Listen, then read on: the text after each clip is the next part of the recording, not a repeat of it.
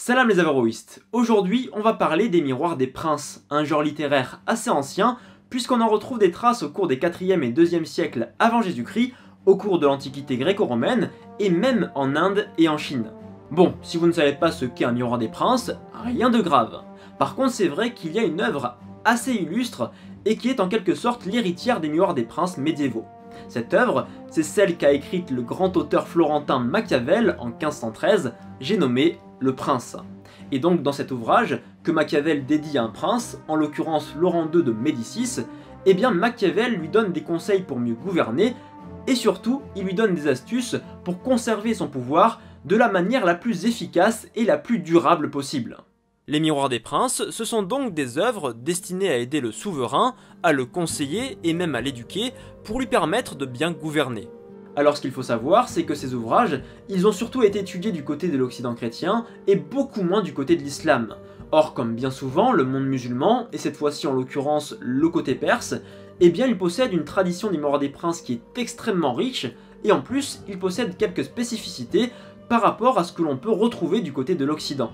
Donc au programme aujourd'hui, eh bien, une fois n'est pas de coutume, on va essayer de comparer ce qui se passe du côté de l'Occident et ce qui se passe du côté de l'islam. Mais le petit problème, c'est que c'est vrai qu'il y a une grande tradition des miroirs des princes, tant du côté de l'islam que du côté de l'Occident chrétien. Donc j'ai dû faire un choix, je me suis surtout intéressé à l'islam, même si j'ai tenté de comparer l'Occident chrétien et l'islam, parce que c'est quand même les fondements de cette chaîne et l'esprit de cette chaîne, et je trouve ça toujours plus sympa de pouvoir comparer les deux sphères géographiques et culturelles. Donc j'ai essayé de faire au mieux, j'espère que ça vous plaira, et c'est parti. Pour commencer, on va voir quelles sont les différentes dénominations des miroirs des princes. Tout d'abord, le terme de miroir des princes est la simple traduction du terme allemand Fürstenspiegel. En réalité, seulement une infime partie des auteurs des miroirs des princes ont appelé leurs œuvres ainsi, et ils n'avaient absolument pas conscience d'appartenir à un quelconque genre. Donc en fait, les miroirs des princes, eh bien c'est une appellation moderne, pratique pour les historiens, mais dans les faits, ces frontières, ces délimitations sont extrêmement floues. En latin, on parle plutôt de speculum regis, de miroir de roi, ou de specula principum, de miroir des princes. Du côté de l'islam, on parle d'edeb sultaniya, qui peut se traduire par de la bonne conduite des gouvernants, ou encore d'adab el-Moulouk, règle de la conduite des rois. Le terme d'adab est très important en islam, puisqu'en réalité il s'agit plutôt d'un principe, celui de la bonne conduite, du bon comportement, de la courtoisie. Donc si on devait résumer les choses, l'adab c'est en fait un stock de connaissances à acquérir, dans le but d'évoluer correctement dans la société. En gros, c'est comme le gentilhomme moderne, qui se distingue par sa culture et son bon comportement. Et sous les Abbassides, cette notion d'adab est encore plus importante, puisque parfois elle a une acception encore plus restreinte. Là par contre, sous les Abbassides, elle vient à désigner le stock de connaissances nécessaires pour occuper une fonction. Par exemple, on parle d'edeb sultaniya, qui désigne le stock de connaissances nécessaires pour un prince dans l'objectif de bien gouverner. Et en islam, les miroirs des princes sont apparus très tôt, dès le 8e siècle, et le dernier à avoir été écrit date du 19e siècle. Sur la période entre le 8e et le 15e siècle, plus d'une centaine d'ouvrages en langue arabe ont été rédigés. Et ce n'est pas un hasard s'ils sont apparus si tôt, c'est qu'ils étaient avant tout des traductions de textes antérieurs, et notamment d'œuvres persanes. Et d'ailleurs vous le verrez, au cours du Moyen-Âge, une grande partie des œuvres écrites en langue arabe l'ont été par des musulmans de culture persane. Ensuite se pose la petite question de qui écrivait ces textes. De manière générale, les auteurs sont des scribes ou des secrétaires de chancellerie dont l'objectif était à la fois de conseiller le souverain, mais aussi de démontrer leurs qualités intellectuelles et littéraires. En gros, ils voulaient montrer qu'ils possédaient cet adab dont je vous ai parlé un peu plus tôt. Bref, une fois ces présentations faites, passons au cœur du sujet, les miroirs des princes. Alors ces miroirs des princes, comme je vous l'ai dit, ils sont issus de textes beaucoup plus anciens, et notamment de la tradition persane. Le texte qui va faire référence est l'Avesta. Il s'agit d'un texte religieux constituant un pilier de la religion principale sous les Perses sassanides, le zoroastrisme. Selon la tradition persane, ces savoirs auraient été malheureusement dispersés lors de la conquête de la Perse effectuée par Alexandre le Grand au cours des années 330 avant notre ère. Pour remédier à ça, différents souverains perses comme Ardashir, Shepur ou encore Khosro Anushirvan auraient rassemblé tous les savoirs dispersés. Pour être plus précis, l'Avesta serait donc un recueil rassemblant différents savoirs, perses bien sûr, mais aussi indiens et hellénistiques. Selon les études, ce serait surtout sous Khosrow Anushirvan, figure modèle du souverain empli de sagesse, que la cour sassanide aurait été un bouillon de culture. Il aurait fait venir des érudits grecs, comme le philosophe Paul le Perse, et aurait fait rapporter un nombre important d'ouvrages de diverses régions. Parmi ces textes, il y a notamment le recueil de fables indiennes, le Panchatantra, qui sera adapté au 8e siècle en arabe par Ibn al-Muqrafa sous le titre de Kalila et Dimna. C'est un miroir des princes, un ouvrage très important, et pas seulement dans le monde musulman, puisqu'il a circulé dans quasiment tout l'Occident au cours de la période médiévale. Mais ça, on en reparlera sûrement dans la prochaine vidéo. Ensuite, le deuxième texte persan à avoir influencé la pensée politique arabo-musulmane est le Testament d'Ardashir. Si l'on fait confiance au titre, cette œuvre aurait été rédigée au temps d'Ardashir, un roi perse arrivant au pouvoir après de longs siècles d'anarchie, faisant suite à la difficile succession d'Alexandre le Grand. Selon la tradition, ce livre aurait été dédié à son fils, afin notamment d'insister sur les risques de l'anarchie et de révéler les moyens de la surmonter. Bon, en réalité, il est très probable que ce texte ait été rédigé au temps de Khosrow Anushirvan, mais attribué à Ardashir dans un souci de glorification. Enfin, le dernier texte est très important, puisqu'il met en avant le couple prince-philosophe, qui aura une forte influence sur le contenu des miroirs des princes musulmans. Ce texte, c'est l'épître d'Aristote à Alexandre, composé sans doute de lettres apocryphes, autrement dit de fausses lettres, qui auraient été rédigées au cours des périodes hellénistiques et perses. Ce qui est fondamental, c'est que cette œuvre met en avant un couple essentiel dans la réalisation d'un bon gouvernement, celui du prince Alexandre et du philosophe Aristote, qui l'éduque et le conseille afin qu'il soit le meilleur souverain possible. De ce texte vont principalement découler deux traductions. La première, en arabe, le Sir al-Asrar, dans la première moitié du 8e siècle, sous les Omeyyades, et la seconde, en latin, le Secretum Secretorum, en français le Secret des Secrets, qui a sans doute été un des plus grands best-sellers de tout l'Occident latin. Donc maintenant qu'on a présenté tous ces ouvrages, on va voir ce qu'ils nous disent de leur propre conception du gouvernement, des conceptions qui ont bien sûr influencé les miroirs des princes musulmans.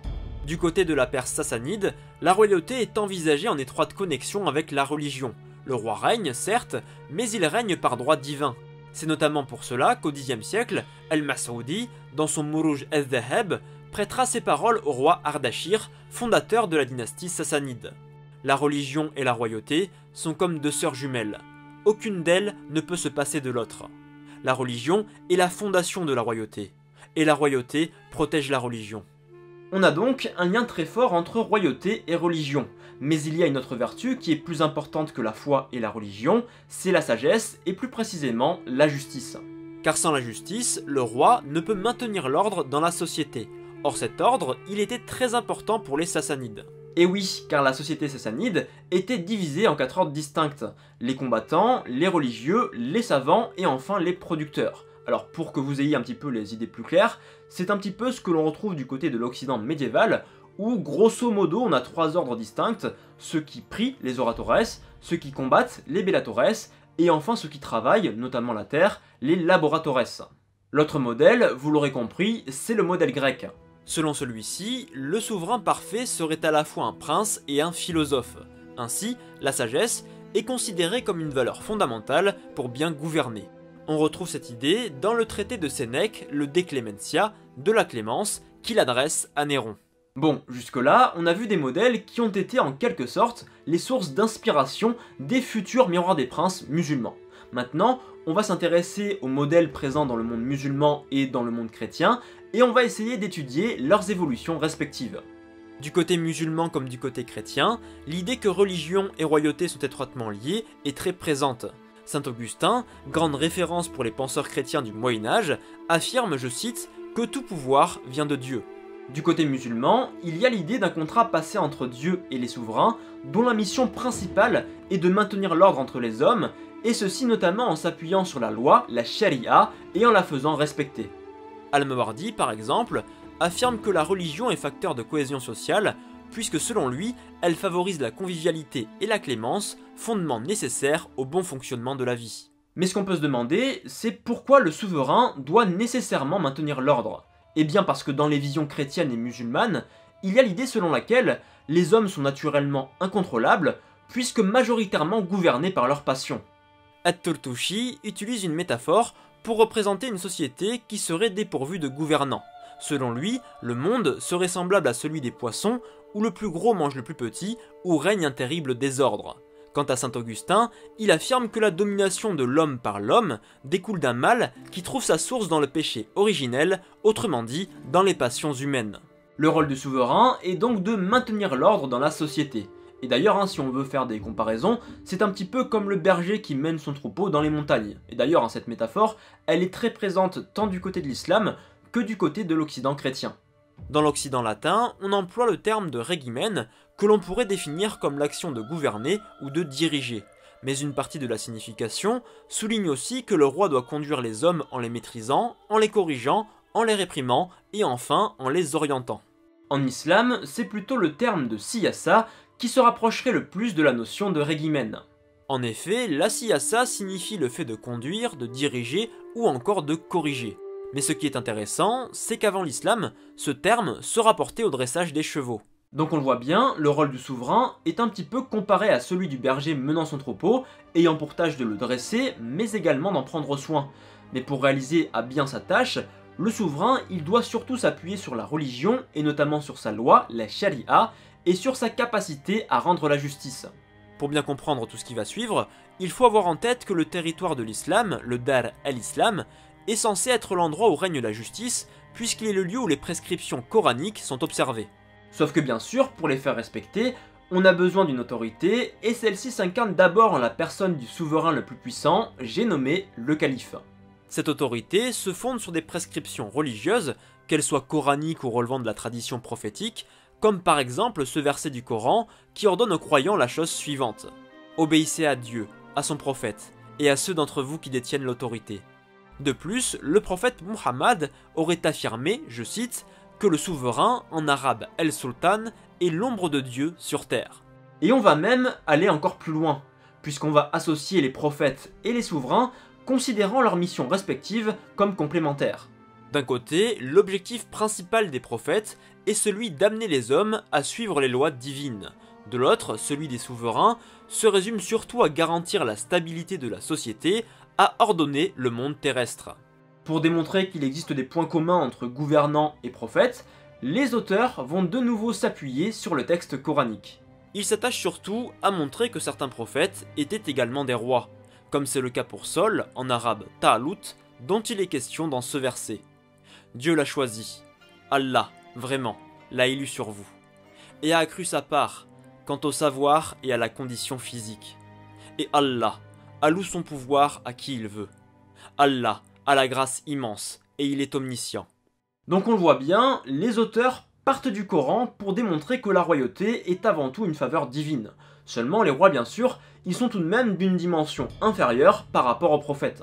Toutefois, le pouvoir politique, celui du calife, n'est pas pour autant fusionné ou soumis à un quelconque pouvoir religieux. Alors certes, le pouvoir politique se fonde sur la religion, mais la religion sert surtout à ordonner la société, à présenter sa domination comme étant au service d'un idéal moral imposé par l'islam. Un idéal qui ne serait possible sans la justice, qui représente vraiment une vertu cardinale importante que chaque souverain doit posséder. Et c'est notamment pour cela, même si cette idée nous paraît un petit peu folle, que certains auteurs vont affirmer qu'il vaut mieux un souverain incroyant mais juste qu'un souverain croyant mais injuste. Par exemple, l'auteur persan Abu Mansour al-Tha'alibi affirme que la souveraineté peut durer malgré l'impiété, mais ne peut se maintenir dans l'injustice. Une conception partagée par un de ses contemporains, Al-Mawardi, éminent juriste musulman. Sauf que cette théorie, elle va évoluer avec le temps, et notamment avec le déclin progressif du califat abbasside et l'ascension de la figure du sultan. Effectivement, à partir de la seconde moitié du Xe siècle et jusqu'au milieu du XIe siècle, le véritable pouvoir politique se concentre entre les mains des bouyides qui avaient pris le titre d'émir. Le pouvoir du calife, et ce pendant des siècles, sera surtout symbolique, puisque c'est lui qui garde tout de même la légitimité religieuse.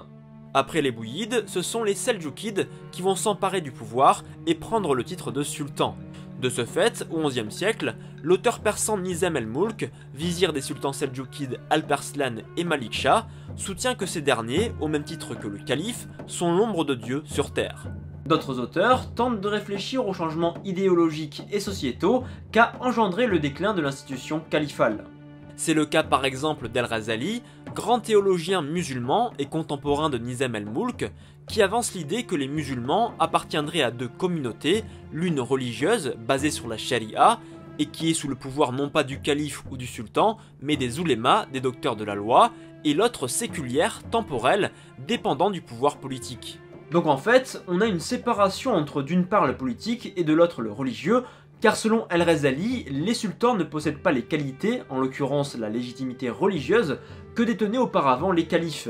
Et donc, pour résumer, on a une montée en puissance du pouvoir religieux qui partage le gouvernement avec le pouvoir politique. Plus tard, au XIIIe siècle, le célèbre théologien Ibn Taymiyyah définit le domaine d'action de chacun. Les émirs, dit-il, détiennent le pouvoir de contrainte et la force coercitive, tandis que les oulémas disposent de la connaissance des écritures. Les uns et les autres sont au service de la charia. Maintenant, qu'est-ce qu'on observe du côté de l'Occident? Eh bien, on observe tout l'inverse. Dans l'Occident chrétien, le pouvoir politique a d'abord été subordonné au pouvoir religieux et à celui de l'Église, du moins de façon théorique. Jonas d'Orléans, auteur écrivant au début du IXe siècle sous Louis le Pieux, affirme que le roi exerce une fonction, auficium, et ne détient qu'un simple ministère, ministerium, que Dieu lui a confié. Sa tâche est de mener les hommes vers le salut en usant de la force s'il le faut, dans le but de corriger les injustices. Il utilise alors le terme de correctio, qui peut être considéré comme l'équivalent de la siyasa musulmane de la force coercitive. Cependant, peu à peu, et ceci surtout à partir des XIIIe et des XIVe siècles, le pouvoir politique tend à s'affirmer sur le pouvoir religieux et donc sur le pouvoir du pape. Ce changement, on va le retrouver dans le contenu même des Miroirs des Princes, avec l'apparition d'un effet de sécularisation ou de réalisme dans la manière d'aborder le thème de gouvernement. Mais ça, on le verra un petit peu plus tard. Maintenant, on va délaisser un petit peu le côté théorique et on va s'attaquer au cœur même des Miroirs des Princes, aux conseils qu'ils donnent aux souverains. Tout d'abord, les auteurs, qu'ils soient chrétiens ou musulmans, partent du principe que le prince ne peut gouverner les autres s'il ne parvient pas à se gouverner lui-même. Donc ces auteurs, ils vont avant tout insister sur les vertus, sur les valeurs morales, que le prince doit développer dans le but d'être capable de gouverner son peuple. Avicenne, ou Ibn Sina en arabe, célèbre médecin persan du début du XIe siècle, appuie l'idée selon laquelle l'âme humaine est naturellement défectueuse. Il compare ses défauts à une tumeur que le souverain doit soigner en priorité. Parmi ces mots, il y a l'envie, l'orgueil, mais surtout la colère. Cette dernière est considérée comme l'ennemi numéro 1 du prince, puisque profondément révélatrice de son incapacité à se contrôler. Elle est à la fois associée à la bestialité, caractéristique des animaux sauvages, et en même temps à l'impulsivité de l'homme immature, capable des châtiments les plus cruels. Du côté chrétien, on retrouve à peu près les mêmes préoccupations morales, mais de manière encore plus forte. En effet, en Europe, au moins jusqu'au XIIIe siècle, les auteurs se concentraient surtout sur la dimension morale. Le prince devait être prudent, juste, courageux, avoir une vie modérée et ne pas se plonger dans les excès. L'objectif était que le souverain soit exemplaire, car sa mission principale était surtout de conduire ses sujets vers le salut. Seulement, comment voir nos propres défauts et les corriger? Parce que c'est vrai que quand on écrit un texte, une nouvelle et a fortiori un roman, eh bien c'est toujours très compliqué de se corriger soi-même. Et bien pour le prince, c'est pareil. Pour gouverner, il a besoin d'un avis extérieur, en l'occurrence un conseiller, qui va lui permettre de se perfectionner et être capable de bien gouverner. C'est notamment pour cela que l'on appelle ces textes miroirs des princes. Car comme l'indique Ibn al-Muqrafa, il est nécessaire pour l'homme de se munir de deux miroirs, l'un servant à scruter ses propres défauts en toute humilité, de les corriger, alors que l'autre doit refléter les qualités nobles des gens et l'amener à en suivre le modèle. Vous l'aurez compris, le premier miroir est celui dans lequel se voit le prince, dans le but de faire son autocritique. Et le second correspond au rôle joué par ses proches, et notamment par ses conseillers, qui doivent lui donner des exemples à suivre. Mais voilà qu'arrive un autre problème. Un problème majeur. Si on part de l'idée que pour bien gouverner, un prince doit s'entourer de bons conseillers. Comment les choisir? Et oui, parce que souvent, les conseillers sont regardés avec suspicion par les princes, car ceux-ci désirent souvent plaire aux souverains dans le but d'asseoir leur position et pourquoi pas de l'améliorer. Cette question a donc également été au cœur des préoccupations des auteurs. La première interrogation porte sur l'intégrité des conseillers. Finalement, a-t-on affaire à des conseillers ou bien plutôt à des courtisans? Par exemple, dans le testament d'Ardashir, on se méfie grandement de la figure du conseiller, considéré comme étant avant tout un courtisan. Son but serait de maintenir sa position auprès du souverain, voire de l'accroître, soit en allant dans le sens du prince, en ne voulant pas le contredire, soit en désirant discréditer les autres conseillers pour augmenter sa propre influence. Et Aristote, dans ses fameuses lettres apocryphes, va dans le même sens, puisqu'il confie à Alexandre que les conseillers sont naturellement immoraux, car ils dépendent avant tout des bienfaits dispensés par le prince. D'un autre côté, le conseiller lui-même est dans une position assez complexe. S'il doit en théorie aider le prince à bien gouverner, ce qui suppose de souligner ses défauts et ses mauvaises actions, dans la réalité c'est beaucoup plus complexe. Et oui, c'est toujours très compliqué de critiquer ouvertement l'homme qui a un pouvoir absolu sur notre propre personne. Vous avez vu que ça fait un genre de poésie, hein. Enfin, c'est calculé, hein. C'est le rythme, la musicalité, voilà. Du coup, pour éduquer le prince, l'inciter à s'améliorer, le conseiller doit le critiquer de façon indirecte, en passant parfois par la métaphore ou la fable, comme c'est le cas avec le Kalila et Dimna. Dans cette œuvre, chaque acteur politique est remplacé par un animal, le roi étant représenté sous les traits du lion. Autre problème, les conseillers peuvent être jaloux les uns des autres, et pour éviter cela, si possible, le souverain doit aussi être un bon gestionnaire des relations humaines. À propos de ses conseillers, il ne doit favoriser personne. Pour cela, il doit privilégier le secret. Quand il écoute leurs conseils, il ne doit montrer aucun signe, aucune émotion qui ne vienne trahir son opinion. De même, s'il dispose d'un conseiller favori, il doit le consulter en privé de manière dissimulée afin que sa préférence demeure inconnue de tous. Enfin, les miroirs des princes ne sont pas uniquement dédiés à l'éducation morale des souverains, ils dispensent aussi un enseignement pratique. Et c'est notamment sur ce point que vont se distinguer les miroirs musulmans par rapport aux miroirs chrétiens, du moins durant l'époque médiévale, en abordant notamment le thème de la guerre et en liant celui-ci à l'importance de la ruse. Contrairement aux auteurs chrétiens, qui si l'on met de côté l'œuvre de Gilles de Rome n'abordent que très peu le thème de la guerre, les auteurs musulmans, eux, rattachent ce sujet au maintien et à la conservation du pouvoir. Il est traité par exemple par El-Harsami, général du calife El-Ma'moun, dans son abrégé de la conduite de la guerre, de même que par El-Abbasi, écrivant sous le règne du sultan mamelouk Beybars II, son œuvre intitulée « Les traces des anciens en matière de conservation des États », un livre divisé en 4 parties et dont une est exclusivement dédiée à la guerre. Et les auteurs musulmans, eh bien, ils sont allés encore plus loin, puisqu'ils ont lié le thème de la guerre à celui de la ruse, considéré comme une arme majeure à la disposition du souverain en cas de conflit armé. En islam, au contraire de l'Occident chrétien, la ruse n'est pas dévalorisée puisqu'elle est même utilisée par Dieu dans le texte coranique. Dans la sourate 8, au verset 30, il est dit qu'Allah est le meilleur en stratagème, un terme que l'on traduit parfois par ruse. Alors, pourquoi la ruse dans le contexte de la guerre? Eh bien tout simplement parce que la ruse déjà, elle permet de remporter un combat tout en préservant ses hommes, voire même elle permet de triompher d'un adversaire qui est beaucoup plus puissant. Et tous ces éléments, ils n'ont absolument pas été négligés par les traités musulmans, où on fait plutôt l'éloge de l'efficacité. C'est le cas par exemple dans le livre de la Couronne, rédigé au IXe siècle, où l'auteur, s'inspirant des grands rois perses, affirme que l'utilisation de la ruse dans les guerres est l'une des règles de la conduite des rois. Pour illustrer leurs propos, les auteurs décrivent les différentes manières d'utiliser la ruse dans le but de déstabiliser un adversaire. Premièrement, le souverain peut créer la confusion dans le camp adverse en colportant de fausses rumeurs, en créant de faux documents, ou alors de façon plus directe, en essayant de corrompre les généraux ennemis. Mais ce que les auteurs apprécient encore davantage, c'est que le souverain soit capable de se rendre imprévisible. En gros, c'est montrer à son adversaire ce qu'il veut voir, dans le but de le surprendre et de le vaincre rapidement. Pour tromper son ennemi, le prince doit afficher une opposition entre l'être et le paraître. Autrement dit, il doit se montrer naïf, incompétent, complètement dépassé par la situation, pour que ses adversaires se forgent une fausse image de lui et viennent à commettre une erreur en surestimant leur force ou en sous-estimant celle de leur ennemi.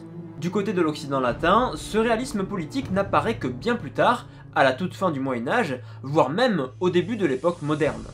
Déjà, dès le XIVe siècle, sous les Valois, on assiste à un phénomène de sécularisation du contenu des miroirs des princes.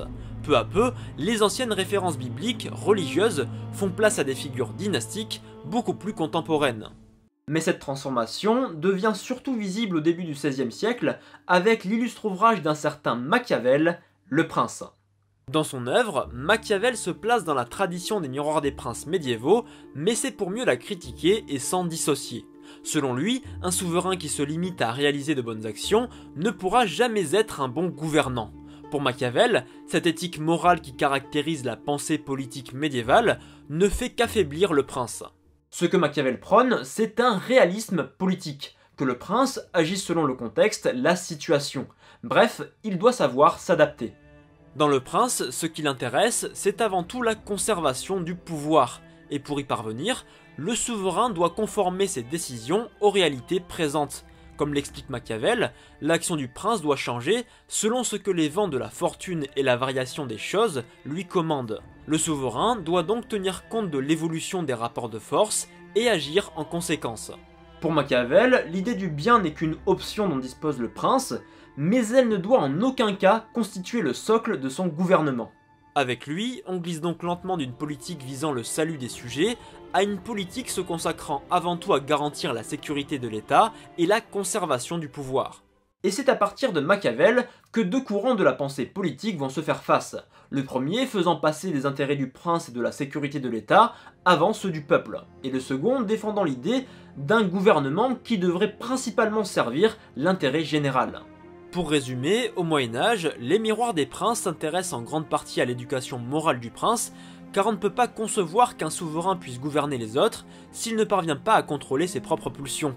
En Occident, cette idée est encore plus présente, puisque la mission du roi étant de conduire les hommes vers le salut, il se doit d'être lui-même exemplaire. Du côté musulman, même si on accorde une certaine importance aux aspects moraux, on garde tout de même une approche assez réaliste et pragmatique du gouvernement, notamment à travers l'évocation du thème de la guerre, où le prince doit agir avec intelligence et parfois même utiliser la ruse si la situation l'exige. Enfin, si le genre des miroirs des princes s'essouffle du côté de l'islam à partir du XIIIe siècle, au contraire, du côté de l'Occident latin, il évolue en délaissant les aspects religieux et moraux au profit d'un réalisme politique beaucoup plus moderne. Bien entendu, aujourd'hui on a surtout parlé de théorie politique, d'art de gouvernement, des œuvres qui nous donnent à voir un idéal qui ne correspond pas forcément aux réalités du gouvernement. Voilà, cette vidéo touche donc à sa fin, mais avant de partir, j'avais une petite recommandation, invitation à vous faire. Celle de rejoindre le groupe privé de la chaîne. Alors, en quoi ça consiste ce groupe? Quel est ce groupe privé? En fait, chaque samedi, je vous envoie un mail sur votre boîte mail dans lequel je vous transmets un contenu supplémentaire qui a trait bien sûr à l'histoire de l'islam, mais parfois aussi on va parler d'événements qui ont eu lieu récemment et qui sont en rapport avec l'islam et que l'on va traiter comme un objet d'étude. Et également, ce groupe privé, il vous permet aussi de vous tenir informé de l'avancement de mes projets respectifs. Et ça c'est quand même important si vous êtes intéressé par le projet que je porte, parce que c'est pas des informations que je vais transmettre, que je vais publier sur les réseaux sociaux ou alors sur YouTube. Donc si vous êtes intéressé, n'hésitez pas à cliquer sur le lien qui se trouve dans la description de cette vidéo, à m'écrire, à me transmettre votre mail, et vous serez bien sûr bienvenu dans cette petite communauté.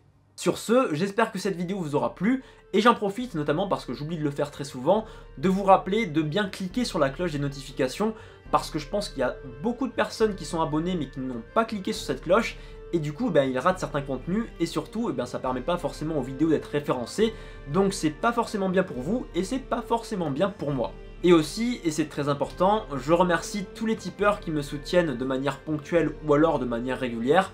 Je mets tous vos noms en bas de la vidéo, j'espère qu'il n'y a oublié personne.